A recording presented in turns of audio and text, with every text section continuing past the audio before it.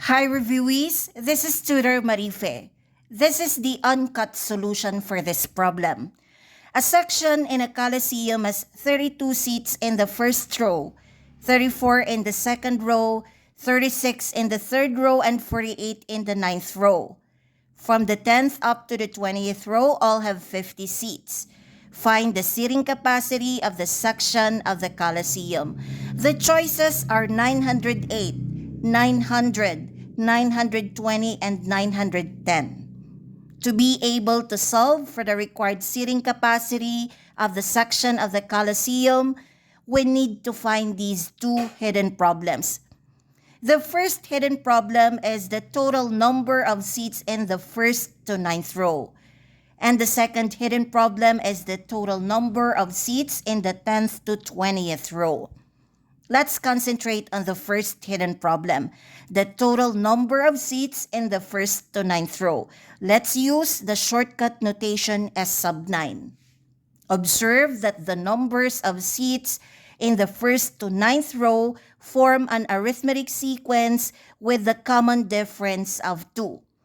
The number of seats increases by 2.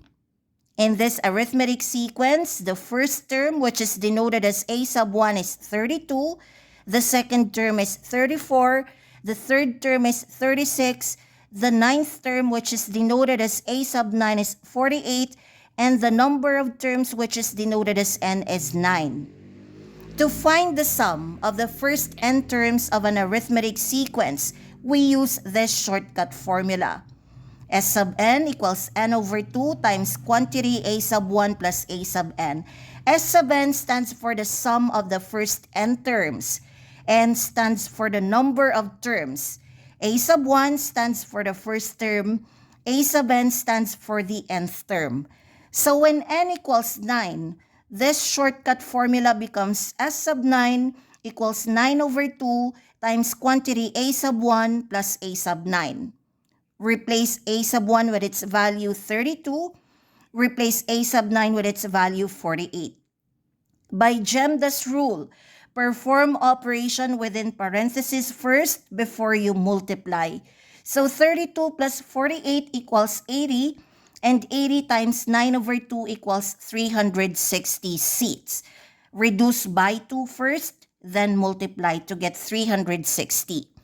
So we are done with the first hidden problem. The total number of seats in the first to ninth row is 360 seats.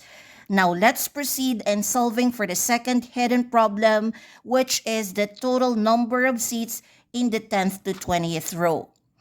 It's stated in the problem that from the 10th up to the 20th row, all have 50 seats. That means to find the total number of seats in the 10th to 20th row, we simply multiply the number of rows and the number of seats per row. The number of rows in the 10th to 20th row is 20 minus 10 plus 1, which is 11. And the number of seats per row is 50 seats.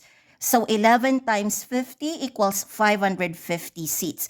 The total number of seats in the 10th to 20th row is 550 seats. Going back to this formula we've set up on first part, we have seating capacity equals 360 plus 550, which is equal to 910. From the given choices, choose letter D.